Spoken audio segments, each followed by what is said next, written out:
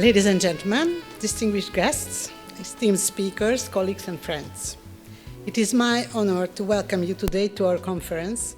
I am delighted to see so many distinguished minds gathered here to reflect on one of the defining political and intellectual transformations of our era. Your presence here signals something important, that even in times of uncertainty, there remains a strong commitment to serious thought, open debate, and intellectual responsibility. For more than 3 decades, Századvég has been committed to a simple yet demanding mission: to conduct research and polls, provide wide-ranging analysis, carry out policy research, and serve as a bridge between policymakers and the voice of the people. The purpose of today's conference is therefore not only to offer a diagnosis, but to reflect together on what comes next. What might replace liberalism? What will a post-liberal era look like? And how might politics evolve, both within countries and between them? These are the questions our distinguished international and domestic speakers will explore throughout the day. While we may not leave with definitive answers, we hope to outline at least some of the possibilities ahead. If today succeeds in sharpening our questions and broadening our perspectives, it will already have achieved something of lasting value.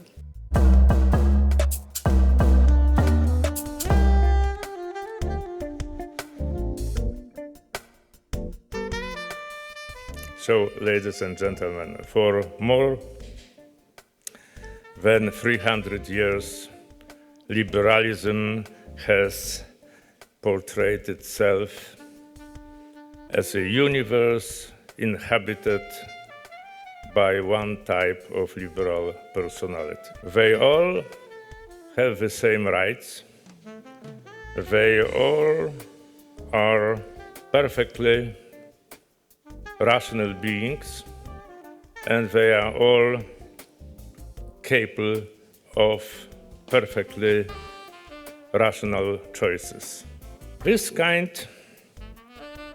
of liberalism has its conceptual foundation in the assumption of a profoundly hypothetical social contract, which allows us to assume that the only natural elements of social worlds are free and equal individuals and certain flaws in their character.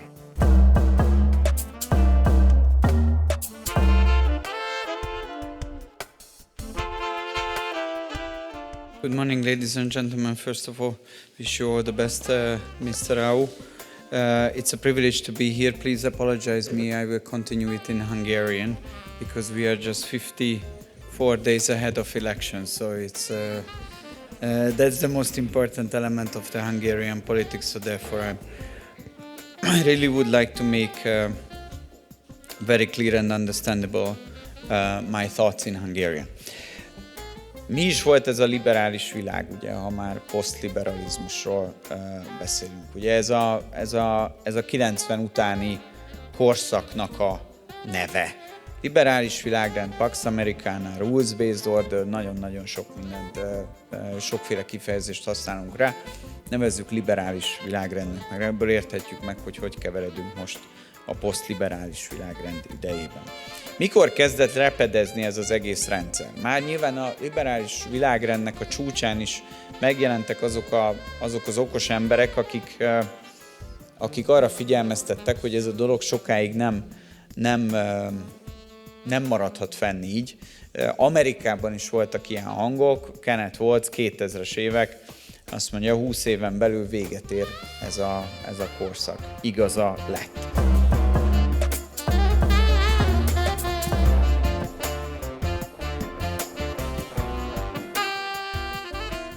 So there's always a lot of discussion of post-liberalism in the media, particularly since the return of President Trump along with Vice President Vance, you're constantly seeing these explanations online of the supposed influences and figures and strains of thought that are behind the new administration. First of all, I think that this is an unfair way of putting the strands of influence. The principal people who have influenced the direction of political thinking in recent years are President Trump, Vice President Vance, Prime Minister Orban, and the others who have taken politics in a national sovereignty direction. So thankfully, there has been some intellectual work done around this, but the leadership fundamentally began with them because they saw the problems that were coming up in the late liberal system clearly and organized their political movements around it. The second thought that comes to mind is that the description by the progressive liberal left of these movements is always in the most scary way. If Donald Trump comes back to power, if Prime Minister Orban stays in power, if the post-liberals have influence, then they say it's going to be The Handmaid's Tale, it's going to be the Black Legend is coming back, everything that you like in the modern world is going to be taken away. And I was thinking, where does this idea come from? It's actually a narrative that is built deeply into the original story of liberalism.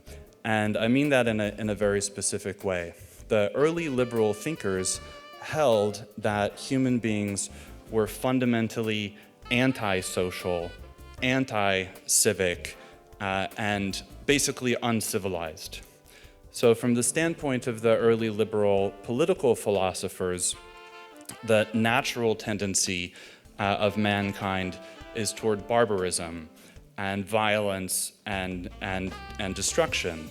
And certainly we can admit, particularly for Christians who understand the concept of original sin, that this is a tendency.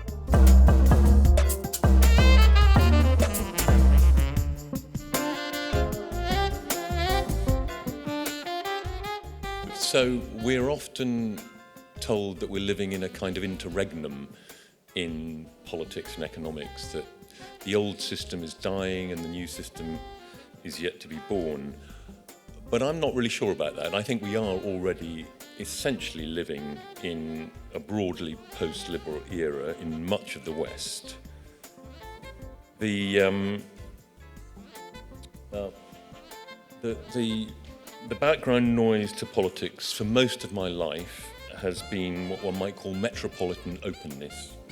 It began with the Thatcher revolt against post-war social democracy and union power, which saw the denationalisation of finance and then a loosening of constraints on labour and capital, the opening of the global economy, you all know the story, dramatic changes to the global economy, particularly in rich countries, especially after China's entry into the WTO in 2001, as Balázs was just mentioning, that it promotes a shallow understanding of freedom as a lack of constraint on our individual desires and projects of self-actualization.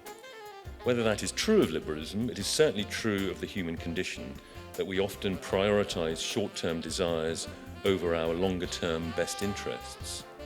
Most of us would welcome institutions and cultural norms that nudge us to make better choices, but beware to anyone who thinks they know our own best interests better than we do. After the relative calm of the second half of the 20th century, at least in much of the West, huge challenges are now piling up, while the political ability to manage them is confronted by democratic electorates more demanding and divided than ever before. A course correction for liberalism in the direction of a post-liberal left conservatism would align priorities more closely with majority preferences and help in achieving a soft landing. As the American Democratic politician Daniel Patrick Moynihan put it, the central conservative truth is that it is culture, not politics, that determines the success of a society. The central liberal truth is that politics can change culture and save it from itself.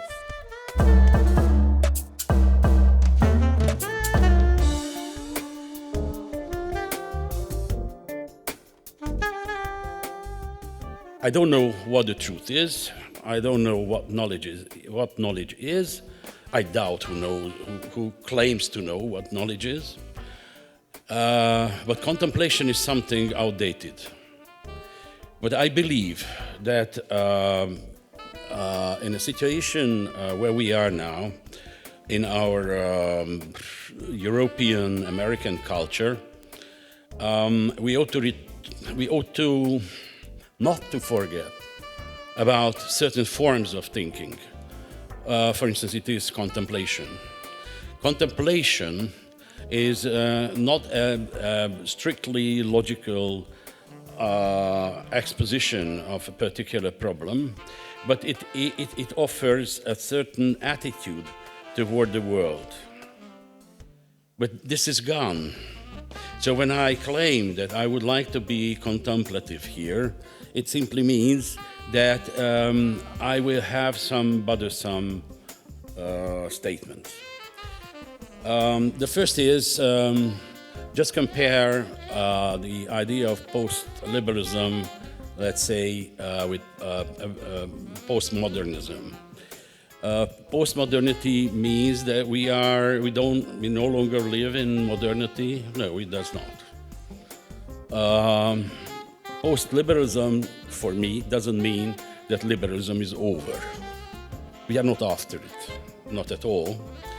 What we feel is either that we try to describe something that is happening to us, globally, locally, in whatever way, to us. If it is a term of description, then most of the ideas covered by the term post-liberalism, I would say I can agree with most of them.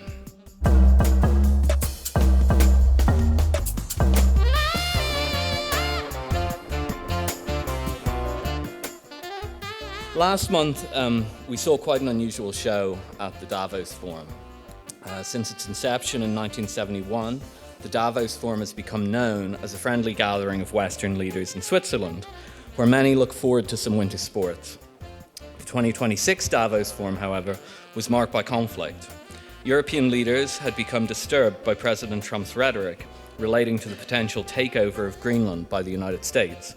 Greenland is, of course, Danish territory, and so this would represent one NATO member taking territory from another under duress. European newspaper writers speculated on why the American president would do something so crass. Smarter observers noticed that perhaps the entire point of the Greenland saga was to fracture the Western alliance, an alliance that has become, in the eyes of many in Washington, a toxic relationship. But there are also misperceptions on the other side of the Atlantic. The Greenland saga, together with the capture of President Nicolas Maduro of Venezuela, led prominent American commentator Tucker Carlson to declare that the United States was moving out of its Republican phase and into its imperial phase. This rhetoric, drawn from the history of ancient Rome, has been in the ether of American conservative intellectual circles for a decade or more, but recently it seems to have become something resembling conventional wisdom among the Washington intelligentsia.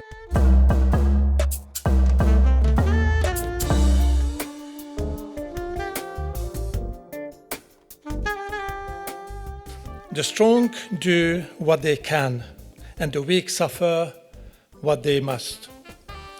The line is from Thucydides' the Peloponnesian War. And the context is when the Athenians are visiting Melos, an island which is a little bit reluctant to join Athens in its war against the Spartans.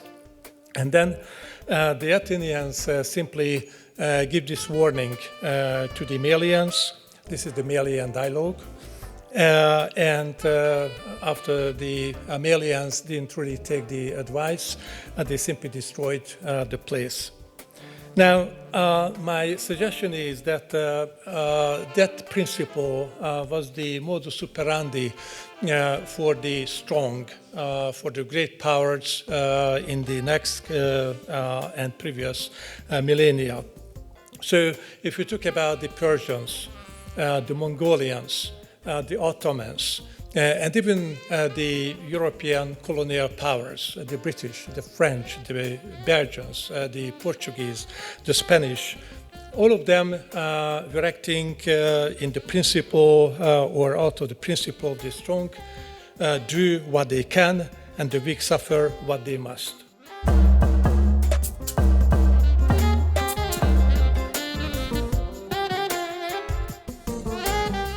So now what I'm going to talk about, it's the local collapse of liberalism, if you like, so how it happened in Hungary and what comes next.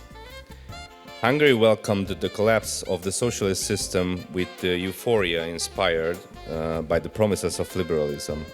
And although Hungary was familiar with political liberalism, in fact, we may perhaps say with some confidence that it was one of its pioneers and even creators in the 19th century, it was unable to establish a lasting coexistence with the liberalism of the late 20th century. What was the main promise of liberalism to the liberated Hungarians? Nothing less than the Western gospel, the almost suspiciously harmonious unity of political freedom, peace, and prosperity. If we are honest with ourselves, prosperity was a more important part of that promise than political freedom. Hungarians wanted to live like the Germans or the Austrians. The most important political catchword was the standard of living. Domestic political forces consistently defined the measure of future political success as whether we could catch up with the West, unconsciously representing a progressive conception in which the West was at a higher level of progress, and with sufficient determination and the implementation of the right program, we too could arrive there.